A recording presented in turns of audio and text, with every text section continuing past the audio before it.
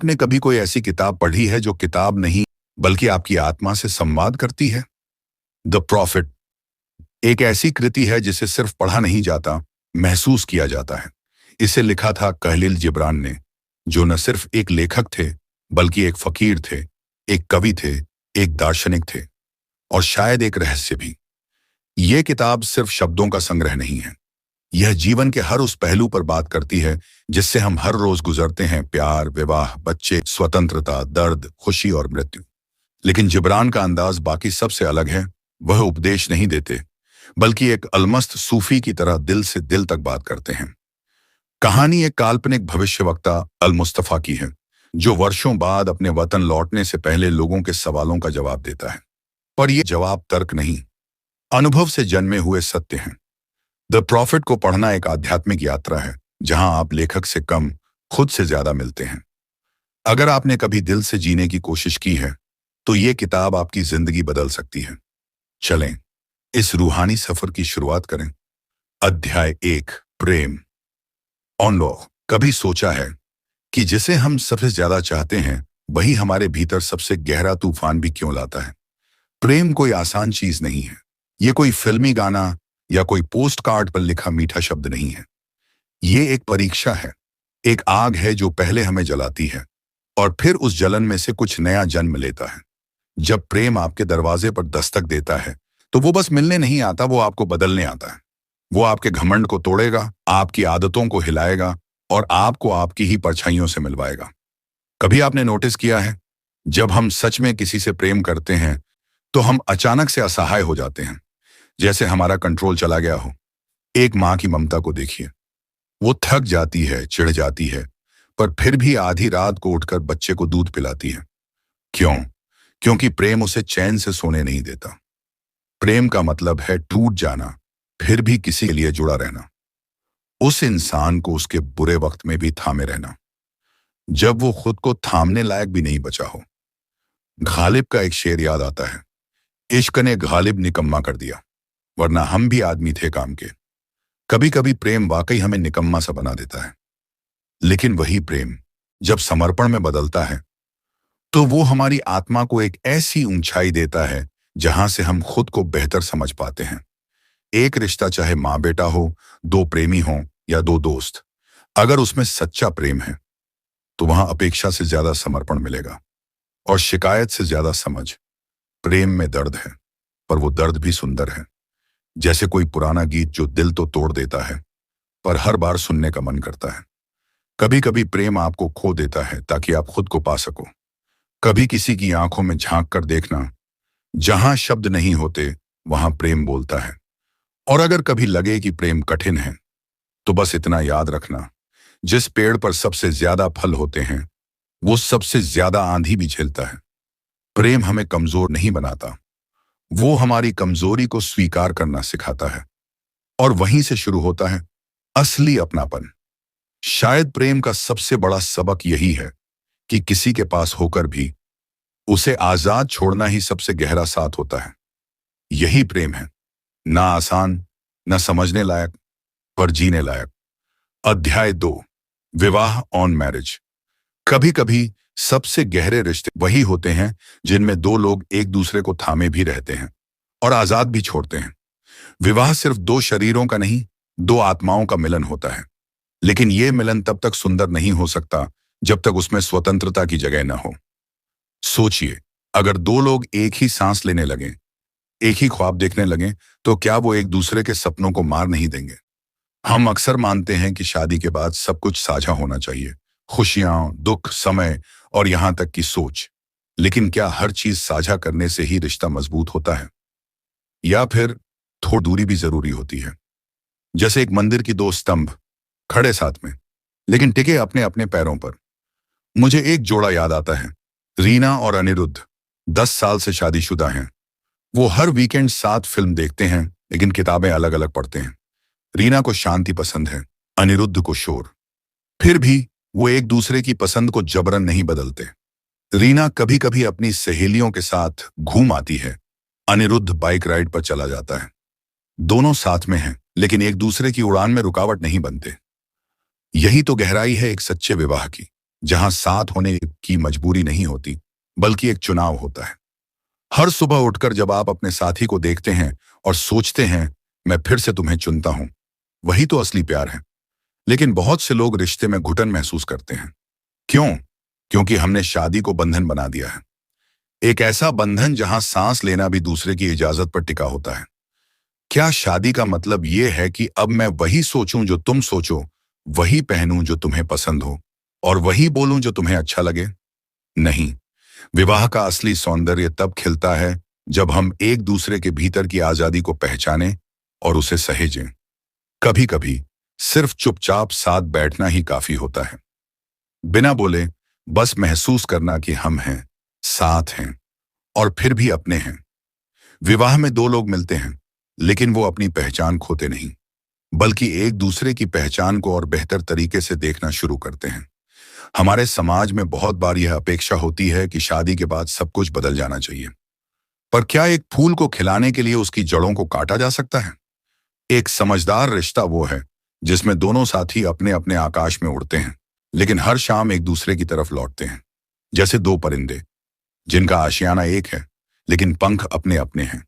विवाह का मतलब है साथ रहो, लेकिन एक दूसरे के बीच की जगह को पवित्र रहने दो, ताकि प्यार सिर्फ लिपटने में नहीं, उड़ने में भी महसूस हो।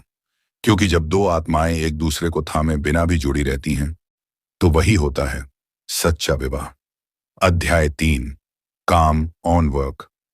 कभी कभी हम सोचते हैं कि काम सिर्फ पेट भरने का जरिया है, लेकिन सच्चाई ये है कि काम आत्मा की भूख को भी शांत करता है। जिस तरह पेड़ को जमीन में जड़ें फैलानी होती हैं ताकि वो आसमान को छू सके, वैसे ही इंसान को भी अपने काम से जुड़ना पड़ता है, गहराई से, पूरे दिल से। काम सिर्फ एक जिम्मेदारी नहीं है। अगर आप ध्यान से देखें तो हर सुबह उठकर जो चीज हमें बिस्तर छोड़ने पर मजबूर करती है, वो हमारा काम है। और अगर वही काम हमारी आत्मा को सुकून देने लगे, तो सोचिए जिंदगी कितनी खूबसूरत हो सकती है। खलील जिब्रान कहते हैं, काम प्रेम को किसी दृश्य रूप में लाना है। यानी अगर आप अपने काम में प्रेम नहीं डालते तो वो बस बोझ बन जाता है। मान लीजिए आप एक बर्तन धोने वाले हैं। अब ये दो तरीके से हो सकता है। पहला, बिना दिल लगाए जैसे तैसे घिसते हुए। दूसरा, ये सोचकर कि आप जिनके लिए बर्तन धो रहे हैं वो उन बर्तनों से खाना खाएंगे और आप उनके जीवन को थोड़ा सा आसान बना रहे हैं। यही फर्क है काम और सेवा में। हर इंसान के भीतर एक कलाकार छुपा होता है। फर्क बस इतना है कि कोई कविता में रचता है, कोई लकड़ी काट कर, कोई कंप्यूटर पर कोडिंग करके।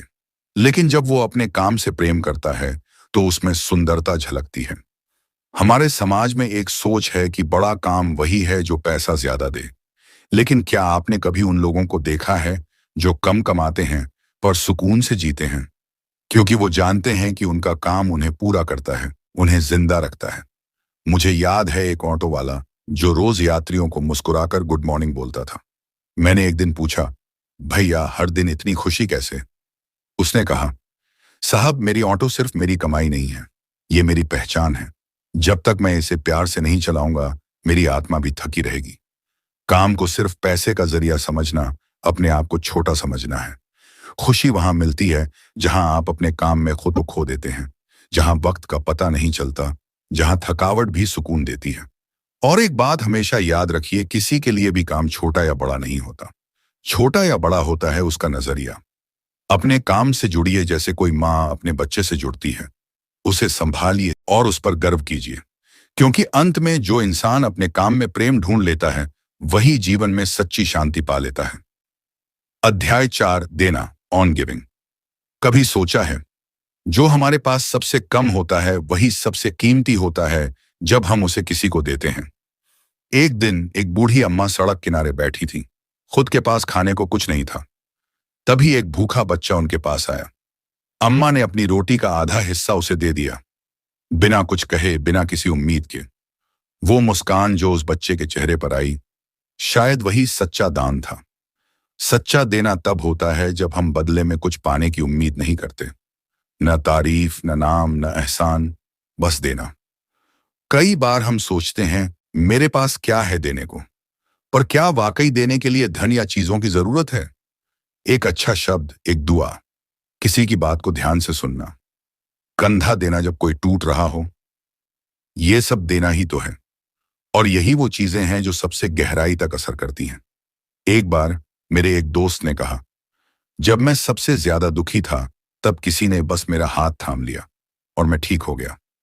कभी कभी हम सोचते हैं हमें बहुत कुछ करना पड़ेगा किसी की मदद के लिए, पर सच्चाई ये है कि थोड़ी सी इंसानियत ही काफी है। अब जरा सोचिए, अगर हर इंसान एक बार भी किसी और के लिए कुछ करे, बिना शर्त बिना लालच के, तो ये दुनिया कितनी खूबसूरत हो जाए। देना एक आदत है। जैसे सुबह सूरज रोशनी देता है, बिल्कुल वैसे ही हमें भी देना चाहिए, चुपचाप और बिना कुछ मांगे। और हां, जब आप देते हैं ना, तो आप खाली नहीं होते, बल्कि और भी भर जाते हैं, प्यार से, संतोष से और सुकून से। क्योंकि असली अमीरी हमारे पास कितना है इसमें नहीं, बल्कि हम दूसरों को कितना दे सकते हैं उसमें होती है। तो अगली बार जब किसी को मुस्कुराने की जरूरत हो, आप उसकी वजह बन जाइए। शायद यही सबसे बड़ा दान है। अध्याय 5, घर ऑन हाउसेस। तुम्हारा घर तुम्हारा बड़ा शरीर है। ये शब्द सुनते ही दिल कहीं गहराई में छू जाता है। कभी सोचा है घर आखिर है क्या? क्या वो बस ईंट पत्थरों से बनी एक इमारत है, या फिर वो एक एहसास है जो तुम्हें दुनिया की सारी हलचलों से दूर शांति देता है? घर वो जगह है जहां तुम सबसे ज्यादा खुद होते हो, जहां तुम्हारा डर भी सुरक्षित होता है और सपने भी। बहुत से लोग कहते हैं बस एक छत चाहिए सर पर, लेकिन जब वो छत दिल को सुकून देती है, तब जाकर वो घर बनती है। एक बार एक मजदूर मिला जो दिन रात ईंटें ढोता था। कभी दिन में 400 रुपए मिलते, कभी 200। पूछा, थकते नहीं हो? मुस्कुराकर बोला, थकता हूं, पर शाम को जब अपनी छोटी सी झोपड़ी में जाता हूं और बच्चा दौड़कर गले लगता है, तो सारी थकान भाग जाती है। वो झोपड़ी उसका महल थी, क्योंकि वहां प्रेम था, अपनापन था। घर का मतलब केवल 4 दीवारें नहीं होता। कभी किसी बेघर को बारिश में भीगते देखा है? तब एहसास होता है कि घर कितना कीमती होता है। लेकिन घर की कीमत सिर्फ उसके आकार में नहीं है। एक छोटा सा कमरा, अगर उसमें प्यार हो, समझ हो, अपनापन हो, तो वह राजमहल से कम नहीं। और अब जरा सोचो, क्या तुम्हारा घर तुम्हें अपनापन देता है, या वो सिर्फ एक जगह है जहां तुम सोते हो? जिब्रान कहते हैं, एक दूसरे के साथ रहो, लेकिन एक दूसरे के बीच की जगह को पवित्र रहने दो। ये पंक्ति सुनकर लगता है जैसे किसी ने रिश्तों की सबसे गहरी बात को कुछ ही शब्दों में बांध दिया हो। रिश्ते में साथ रहना जितना जरूरी है, उतना ही जरूरी है एक दूसरे की आजादी को समझना। कभी देखा है पेड़ों को? एक ही बगीचे में खड़े होते हैं, लेकिन उनके तनों के बीच जगह होती है। वो एक दूसरे की जड़ों को नहीं रोकते, तभी तो वो दोनों बढ़ पाते हैं। एक खुशहाल रिश्ता वही होता है जिसमें लोग एक दूसरे के करीब होते हुए भी एक दूसरे की उड़ान में रुकावट नहीं बनते। एक बार एक बुजुर्ग दंपत्ति से पूछा गया, आपकी शादी को 50 साल हो गए, क्या राज है? वो हंसकर बोले, हमने कभी एक दूसरे को बांधने की कोशिश नहीं की। साथ चले, लेकिन जब जरूरत हो तो एक दूसरे को अकेले चलने की आजादी दी। घर वो जगह बनता है जहां शरीर आराम करता है और आत्मा मुस्कुराती है। वहां ताने नहीं होते, तसल्ली होती है। वहां दबाव नहीं होता, दुलार होता है। अगर तुम्हारा घर ऐसा नहीं है तो उसे फिर से सजाओ, ईंटों से नहीं, अपने जज्बातों से। थोड़ा सा धैर्य रखो, थोड़ा सा प्रेम दो, और बहुत सारी सुनने की आदत डालो। क्योंकि असली घर वो है जहां तुम कुछ बोले बिना भी सुने जाते हो, जहां दीवारें चुपचाप तुम्हारे दर्द को समझती हैं और खिड़कियां तुम्हारे सपनों को उड़ान देती हैं। घर ईंटों से नहीं बनता, दिल से बनता है। अध्याय 6, बोलना ऑन टॉकिंग। क्या आपने कभी महसूस किया है कि हम सबसे ज्यादा बोलते हैं जब हमें सबसे कम समझा जाता है? बोलना एक कला है, एक जिम्मेदारी भी। शब्द सिर्फ आवाज नहीं होते, वो दिल की खिड़कियां होते हैं। और कभी कभी वही शब्द दूसरों के मन का दरवाजा भी बंद कर सकते हैं। काहिल जिब्रान कहते हैं, जब तुम बोलते हो तब तुम अपने विचारों को आधा उजागर करते हो। और यह सच है। कभी कभी हम इतनी जल्दी में होते हैं कुछ कहने की, कि हम भूल जाते हैं क्या जो कह रहे हैं वो जरूरी भी है या नहीं। जैसे किसी परिवार में माँ बाप हर बात में टोकते हैं, हर वक्त राय देते हैं, तो एक वक्त आता है जब बच्चे सिर्फ हम सुनने का नाटक करते हैं। वो सुनते नहीं, छुप जाते हैं। हम अपने रिश्तों में बोलते तो बहुत हैं, लेकिन क्या हम महसूस करके बोलते हैं? कभी सोचा है जब हम चुप होते हैं, तब भी हमारी नजरों, हमारे चेहरे, हमारे इरादों से लोग सब कुछ जान लेते हैं। किसी ने ठीक ही कहा है, silence is in empty, is full of answers. अब सोचिए, जब हम बच्चों से, बुजुर्गों से, अपने साथी से बात करते हैं, तो क्या हम सिर्फ बोल रहे होते हैं या उनके महसूस हुए मन तक पहुंच रहे होते हैं? काहिल कहते हैं, तुम्हारी आत्मा की गहराई तब प्रकट होती है जब तुम बोलना बंद कर देते हो। क्या आपने कभी सच्चा अपनापन सिर्फ किसी की बात सुनकर महसूस किया है? जैसे कोई दोस्त जो बिना बोले भी सब समझ जाता है, या कोई जो चुपचाप बैठकर तुम्हारा दर्द बांट लेता है बिना एक शब्द कहे। कभी कभी रिश्तों में खामोशी सबसे सच्चा संवाद होता है। लेकिन हाँ, जब बोलना जरूरी हो, तो अपने शब्दों को ऐसे सजाओ जैसे किसी मेहमान के स्वागत की तैयारी करते हो। कोमलता, समझदारी और दिल से निकले भावों के साथ बोलो, लेकिन घाव मत दो। बोलो, लेकिन सुनने की जगह भी दो। काहिल लिखते हैं, एक दूसरे के साथ रहो, लेकिन एक दूसरे के बीच की जगह को पवित्र रहने दो। एक रिश्ते में सबसे बड़ा तोहफा होता है किसी की आजादी को सम्मान देना। खुश रहने वाले वही जोड़े होते हैं जो साथ जीते हैं, लेकिन एक दूसरे के पंख काटते नहीं। जैसे दो पेड़ पास पास हों, लेकिन उनके बीच थोड़ी जगह हो, ताकि हवा चल सके, सूरज की रोशनी आ सके और दोनों अपने अपने ढंग से बढ़ सकें। बोलने से पहले एक पल ठहरना, यह सबसे बड़ा ज्ञान है। क्या जो मैं कहने जा रहा हूं वो सच्चा है, जरूरी है, और सबसे अहम, क्या वो दयालु है? अगर हां तो बोलो, वरना एक मुस्कान भी बहुत कुछ कह जाती है। शब्दों में बहुत ताकत होती है, वो दिल जोड़ सकते हैं या तोड़ भी सकते हैं। इसीलिए अगली बार जब आप बोलें, तो बस इतना याद रखिए, शब्द वो बीज हैं जो आप सामने वाले के दिल में बोते हैं। कैसे शब्द बोएंगे, वैसा ही रिश्ता उगेगा। अगर यह सुनकर आपकी आंखों के आगे कोई अपना चेहरा आया हो, तो शायद आज उसी से सच्चे दिल से एक बार फिर बात करने का समय है। अध्याय 7, दोस्ती ऑन फ्रेंडशिप। कुछ रिश्ते खून के नहीं होते, लेकिन फिर भी दिल के सबसे करीब होते हैं। कभी सोचा है क्यों कुछ लोग जिंदगी में देर से आते हैं, लेकिन असर इतना गहरा छोड़ जाते हैं कि लगता है वो हमेशा से हमारे अपने थे? दोस्ती एक ऐसा रिश्ता जो बिना शर्त के होता है। ना कोई उम्मीद, ना कोई सौदा, बस एक भरोसा कि जब दुनिया चुप हो जाए तब भी एक आवाज जरूर सुनाई दे, मैं हूं ना। खलील जिब्रान कहते हैं, जब तुम्हारा दोस्त तुम्हारे पास आता है तब वह अपने भीतर की सच्चाई लेकर आता है। इसीलिए उसकी बात को पूरी तरह से सुनो, दिल से, बिना किसी रुकावट के। कभी कभी दोस्त वो बातें कह देते हैं जो हम खुद से भी नहीं कह पाते। एक ऐसा आईना होते हैं जो हमारी आत्मा दिखाते हैं, न कि बस चेहरा। मुझे याद है, एक बार मैं बहुत टूट चुका था, सपने भी बोझ लगने लगे थे। तब एक दोस्त ने कुछ नहीं कहा, बस चुपचाप पास बैठ गया, और वो खामोशी शब्दों से कहीं ज्यादा बोल गई। जिब्रान कहते हैं, एक दूसरे के साथ रहो, लेकिन बीच की जगह को पवित्र रहने दो। इसका मतलब है कि सच्ची दोस्ती में जगह होती है सोचने की, महसूस करने की, और कभी कभी अकेले रोने की भी। जो दोस्त आपकी चुप्पी को भी समझ जाए, वही असल दोस्त है। हम अक्सर सोचते हैं कि दोस्त वही है जो हंसाता है, लेकिन असल दोस्त वही होता है जो आपकी तकलीफ को अपने अंदर महसूस करता है। जैसे किसी छोटे से कमरे में रखी एक मोमबत्ती। कमरा चाहे कितना भी छोटा हो, अगर वहां प्यार की रोशनी हो, तो वो किसी महल से कम नहीं लगता।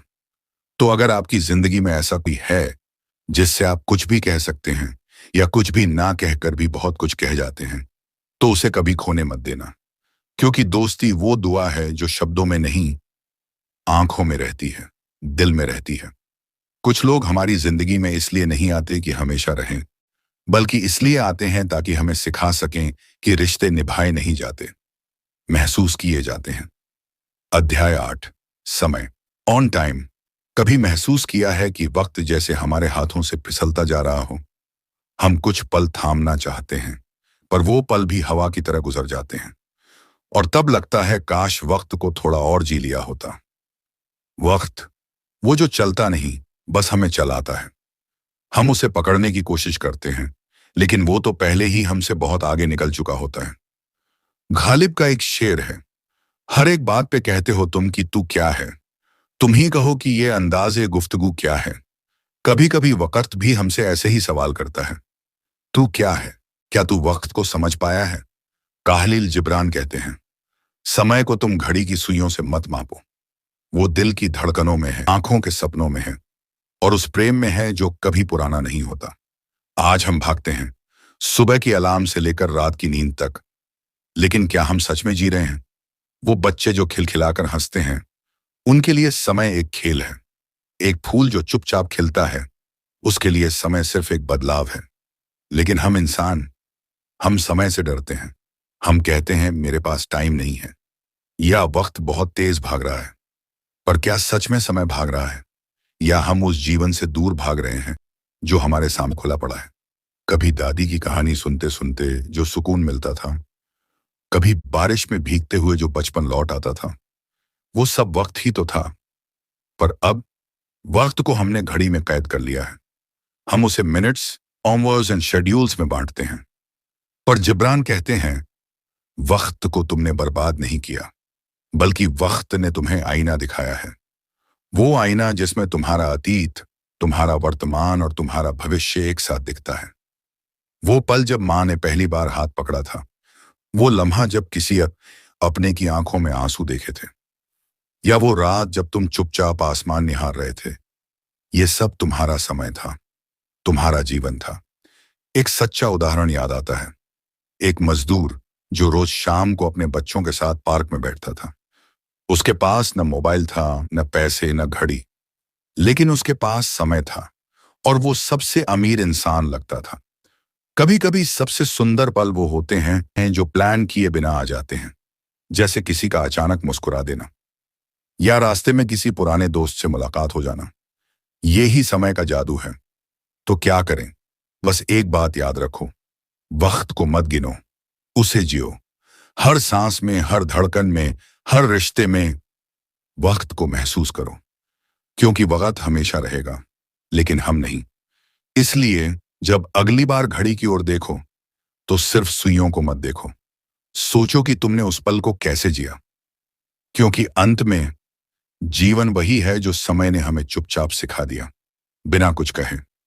अध्याय 9, आत्मा, ऑन सेल्फ। कभी कभी हम इतने लोगों से घिरे होते हैं, फिर भी अकेले होते हैं, और तब समझ आता है कि आत्मा का साथ कितना जरूरी है। आत्मा यानी वो हिस्सा जो कभी दिखता नहीं, लेकिन सब महसूस करते हैं। वही जो हमें रात के सन्नाटे में चुपचाप सवाल करता है, तू है कौन? कहते हैं, तुम्हारा घर तुम्हारा बड़ा शरीर है। मतलब घर केवल ईंट पत्थर नहीं होता, वह आपकी आत्मा का विस्तार है। जैसे शरीर को आराम चाहिए, वैसे ही आत्मा को भी एक कोना चाहिए जहां वह सुकून पा सके। सोचिए, एक छोटा सा कमरा जिसमें दो लोग हैं, बहुत सारा प्यार है, समझ है, और कोई दिखावा नहीं। वो घर किसी बड़े महल से कहीं ज्यादा अमीर है, क्योंकि वहां आत्मा को सांस लेने की जगह है। बहुत लोग सोचते हैं कि खुश रहने के लिए बड़ा घर चाहिए, बड़ी गाड़ी चाहिए, लेकिन जब तक आत्मा बेचैन है, सब बेकार है। अब एक और बात, एक दूसरे के साथ रहो, लेकिन एक दूसरे के बीच की जगह को पवित्र रहने दो। ये पंक्तियां शादी और रिश्तों की गहराई को बखूबी बयां करती हैं। देखिए, प्यार का मतलब ये नहीं कि आप एक दूसरे में घुलकर अपनी पहचान खो दें। प्यार का मतलब है एक दूसरे को थामना, लेकिन जंजीर बनकर नहीं, साथ चलना, लेकिन एक दूसरे की उड़ान का सम्मान करते हुए। एक खुशहाल रिश्ता वो होता है जहां दोनों लोग अपने अपने सपनों को जीने की आजादी महसूस करते हैं, और फिर भी रोज एक दूसरे के पास लौट आते हैं। मैंने एक बुजुर्ग दंपत्ति को देखा था, 50 साल से साथ थे, लेकिन आज भी वो एक दूसरे से ऐसे बात करते थे जैसे पहली बार मिल रहे हों। क्यों? क्योंकि उन्होंने हमेशा एक दूसरे की आत्मा की जगह को पवित्र रखा। रिश्तों में सांस लेने की जगह होनी चाहिए, वरना प्यार घुटने लगता है। और सबसे जरूरी बात, आत्मा को समझना है तो खुद के साथ बैठो, बिना फोन, बिना शोर, बस चुपचाप अपने मन के भीतर उतर कर देखो। वहां जो शांति है, वही असली घर है। हम अक्सर दुनिया को खुश करने में लगे रहते हैं, लेकिन कभी अपनी आत्मा से नहीं पूछते, तू ठीक है ना? याद रखो, आत्मा कोई ऊंची बात नहीं है। वो तुम्हारे भीतर का बच्चा है, जो सिर्फ तुम्हारा सच चाहता है। उसे अपना बनाओ, उससे रोज बात करो, क्योंकि जब आत्मा संतुष्ट होती है तभी असली मुस्कान आती है, और वो मुस्कान किसी भी महल से कीमती होती है। अगर आप भी चाहते हैं कि आपकी सोच बदले, आपकी आदतें सुधरें और आप अपनी जिंदगी की दिशा खुद तय करें, तो सब्सक्राइब बटन पर अभी क्लिक करें। साथ ही बेल आइकन भी दबाएं, ताकि अगली समरी आपसे मिस ना हो जाए, क्योंकि कभी कभी एक कहानी, एक विचार, एक वाक्य पूरी जिंदगी बदल सकता है। ऑडियो बुक समरी चैनल, जहां किताबें बोलती हैं और आपकी आत्मा सुनती है।